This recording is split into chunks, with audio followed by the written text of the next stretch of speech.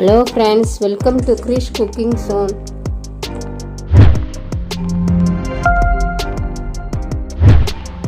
இன்னைக்கு நாம மிகவும் சுவையான கிராமத்து ஸ்டைலில் செய்யக்கூடிய காடை கிரேவி எப்படி செய்கிறதுன்னு பார்க்கலாம். அதுக்கு முன்னாடி நம்ம சேனலை சப்ஸ்கிரைப் பண்ணிக்கோங்க. இது போன்ற நிறைய ரெசிபி நம்ம சேனலில் போட்டிருக்கோம். மறக்காமல் போய் செக் பண்ணி பாருங்கள். வாங்க வீடியோக்குள்ளே போகலாம். இப்போ வானலில் தேவையான அளவு எண்ணெய் ஊற்றிக்கோங்க. எண்ணெய் சூடானதும் சோம்பு ஒரு ஸ்பூன்,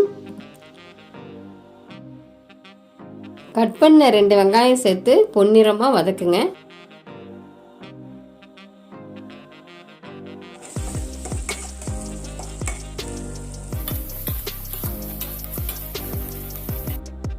கருவேப்பிலை கொஞ்சம் சேர்த்துக்கோங்க. அதுக்குள்ளே ஒரு பெரிய தக்காளி கட் பண்ணி அரைச்சி வச்சுக்கலாம். வெங்காயம் பொன்னிறமாக வதக்குனதும் இஞ்சி பூண்டு பேஸ்ட்டு 2 ஸ்பூன் போட்டு நல்லா வதக்குங்க.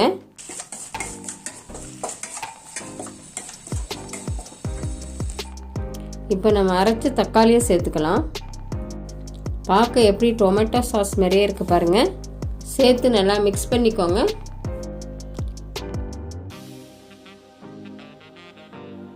இந்த மசாலா நல்லா கொதிச்சோடனே 5 ஸ்பூன் மிளகாத்தூள் சேர்த்துக்கோங்க.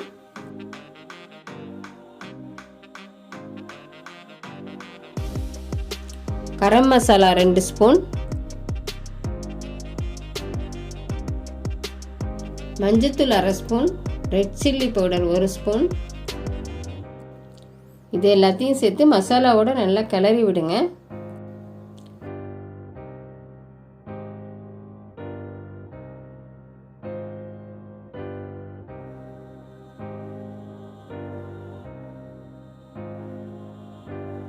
மசாலா நல்லா மிக்ஸ் ஆகிறதுக்கு 1/2 டம்ளர் தண்ணி ஊற்றிக்கோங்க. அப்போ தான் மசாலா நல்லா கிளறி விட முடியும்.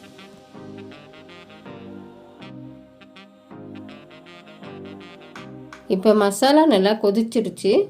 தக்காளி வெங்காயம் பச்சை வாசனை போகிற அளவுக்கு நல்லா கொதிச்சிடுச்சு. இப்போ கழுவி வச்ச காடையை ஒன்று ஒன்றா சேர்த்துக்கலாம். இதுக்கு 3 காடை எடுத்திருக்கேன். காடையை உப்பு மஞ்சத்தூள் போட்டு கழுவணும். அப்போ தான் அதில் உள்ள கிருமியெல்லாம் போகும். பிராய்லர் கோழி வாங்குறதுக்கு பதிலாக காடையை வாங்கி செஞ்சு சாப்பிட்டீங்கன்னா அதில் நிறைய எதிர்ப்பு சக்தி இருக்குது. நீங்கள் வாரத்துக்கு ஒரு நாள் இதை வாங்கி சாப்பிடலாம். விலையும் கம்மி தான். இப்போ காடையை மசாலாவோட சேர்த்து நல்லா கிளறி விடுங்க.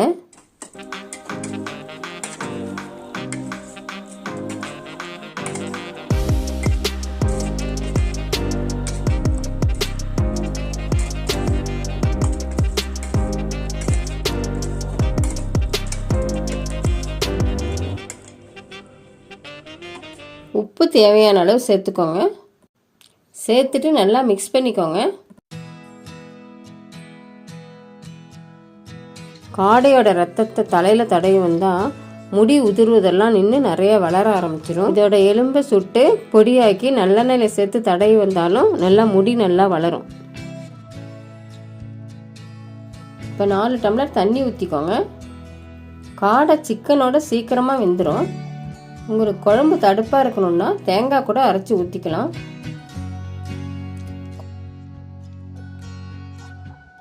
டிபி இருக்கிறவங்களுக்கு இந்த காடை குழம்பை கொடுத்தா முற்றிலும் குணமாக வர்றதுக்கு வாய்ப்பு இருக்குது.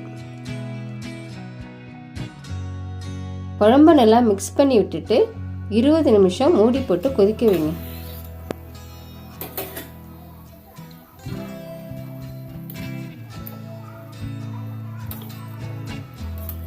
அப்பப்போ கிளறி விடுங்க. அப்போ தான் குழம்பு நல்லா மிக்ஸ் ஆகும். நோய்வாய்ப்பட்டு படுக்கையில் இருக்கிறவங்க கூட இந்த காடைக்கறியை சாப்பிட்டா நல்லா அடுத்த நாள் நல்லா சுறுசுறுப்பாக ஏஞ்சிருவாங்க. மெலிந்த தேகம் உள்ளவங்கள்லாம் இதை சாப்பிட்டா உடம்பு நல்லா தேறிடும். நெஞ்சடைப்பு நெஞ்சு குத்தல் உள்ளவங்கள்லாம் இதை சாப்பிட்டா உடம்புக்கு ரொம்ப நல்லது. ரொம்ப சத்தான மாமிசம்னா அது காடை தான். அதனால் மறக்காமல் உங்கள் வீட்டில் இதை ட்ரை பண்ணி பாருங்கள். 20 நிமிஷம் ஆயிடுச்சு. திறந்து பாருங்கள். காடை நல்லா வெந்துடுச்சு. உங்களுக்கு வேவலைன்னா திருப்பி மூடி போட்டு 10 நிமிஷம் வேக வைங்க. இதில் கடைசியில் கொத்தமல்லி கொஞ்சம் சேர்த்துக்கோங்க, வாசனையாக இருக்கும். இப்போ சுவையான கிராமத்து ஸ்டைலில் காரசாரமான காடை கிரேவி ரெடி. இந்த வீடியோ உங்களுக்கு பிடிச்சிருக்குன்னு நான் நினைக்கிறேன். இந்த வீடியோ உங்களுக்கு பிடிச்சிருந்தா லைக் பண்ணுங்கள், மற்றவங்களுக்கும் ஷேர் பண்ணுங்கள். இதே மாதிரி பல சூப்பரான டிப்ஸுக்கு கிரிஷ் குக்கிங் ஜோனுக்கு சப்ஸ்கிரைப் பண்ணுங்கள். நன்றி, வணக்கம்.